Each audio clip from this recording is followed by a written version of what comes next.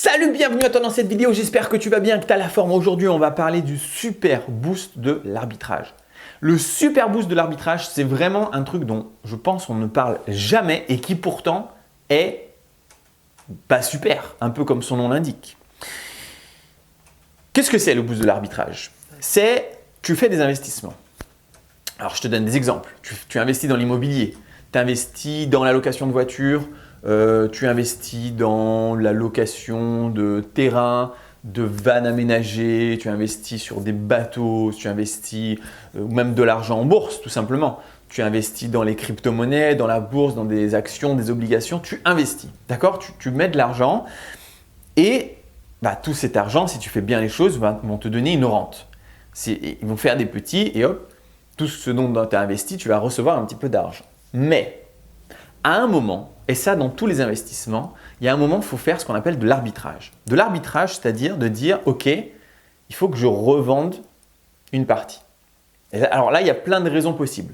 Une des premières raisons possibles, par exemple, c'est que tu fais de l'immobilier et puis, alors si tu ne le sais pas, je t'explique, mais en gros, quand on n'est pas formé, on se dit l'immobilier, on achète pour 10 ans, 15 ans, 20 ans et puis voilà. Non, ça c'est hyper faux parce qu'en fait, tu vas te faire déglinguer par les impôts. Donc l'immobilier, quand on investit dans le locatif, on investit pour 3, 4, 5, 6 ans maximum.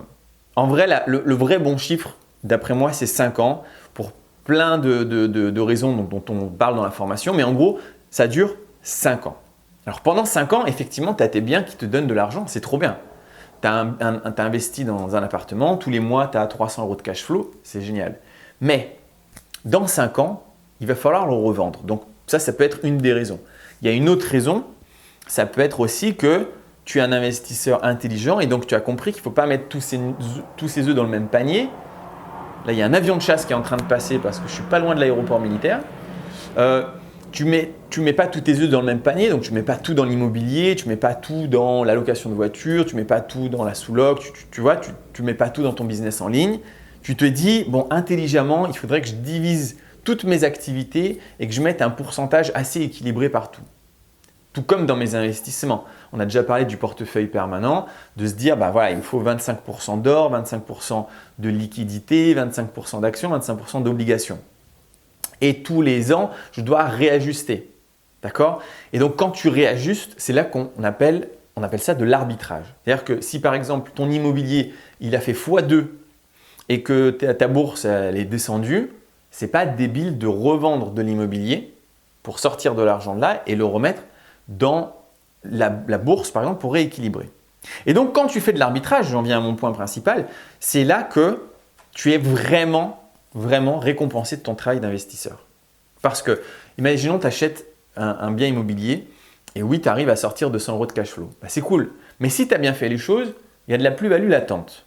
Plus-value latente, c'est-à-dire que toi, tu l'as acheté 100 000 et puis tu as fait des travaux dedans, tu l'as amélioré, tu as fait une belle déco. Maintenant, tu pourrais le vendre à quelqu'un 120 130 000. D'accord?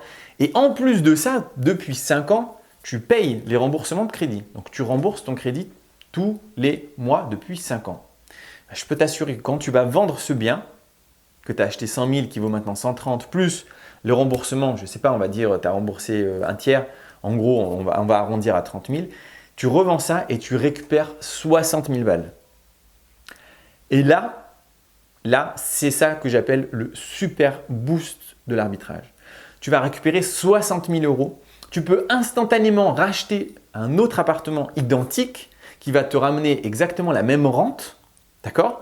Donc, tu ne perds rien en fait sur le flux boursier le flux financier qui va partir. Donc, tu vas continuer à rembourser ton crédit, tu vas avoir ton cash flow, etc. Tu refais la même opération, sauf que tu as fait un arbitrage, tu as récupéré de l'argent dans un de tes investissements. Ça peut être ça peut être en crypto quand ça a fait x5, ça peut être dans une bourse.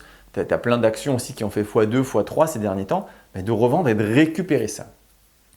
Et ça, on n'en parle jamais, on en parle très rarement, mais le super boost de l'arbitrage, parce que c'est à ce moment-là que vraiment tu sors énormément d'argent et que tu vas pouvoir ensuite en faire ce que tu veux. Tu peux l'utiliser pour toi, pour te faire plaisir, ou plus intelligemment, tu peux le redispatcher dans ton différent panel d'investissement. Voilà, j'espère que cette vidéo t'a plu. Si c'est le cas, tu peux mettre un pouce bleu, tu peux laisser un petit commentaire parce que plus on laisse de commentaires, plus la chaîne est propulsée jusqu'aux étoiles. J'essaye d'atteindre les 2000 abonnés avant la fin de l'année. Ce serait juste ouf pour moi. Ce serait hyper cool. Ça m'encouragerait grave à faire beaucoup de travail. J'ai même envie, tu vois, de me consacrer plus à cette chaîne YouTube en faisant plus de contenu recherché, de répondre à des questions, mais de manière détaillée, etc. Donc voilà. Si tu as envie de m'aider, un pouce bleu, un référencement en commentaire, c'est génial. Je te dis salut, on se revoit dans une prochaine vidéo. Ciao!